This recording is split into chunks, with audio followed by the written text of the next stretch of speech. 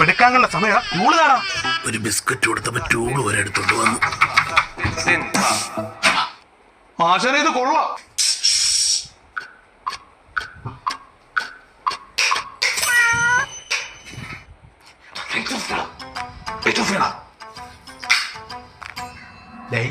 കൗണ്ടറില്ലെങ്കിൽ കൗണ്ടറില്ലാത്തോലെ നിൽക്കും. പോയി ചുറ്റും നോക്കിയിട്ട് വാ. ഹ്യൂമർ ആട്ടാൻ നിൽക്കുന്നു അതിന്റെ ഇടയിൽ. എവനായിരുന്ന എന്തോടാ, ഞാൻ പല പ്രാവശ്യം പറഞ്ഞിട്ടുണ്ട് ഈ മിഡിൽ ക്ലാസ് ഫാമിലികൾ സ്പോട്ട് ചെയ്ത് തരരുത്. അണ്ണനെ മനസ്സിലായി ഇത് മിഡിൽ ക്ലാസ് ഫാമിലി എന്ന്. നീ കപ്പ കളർ ഫ്രിഡ്ജ് കണ്ടാ?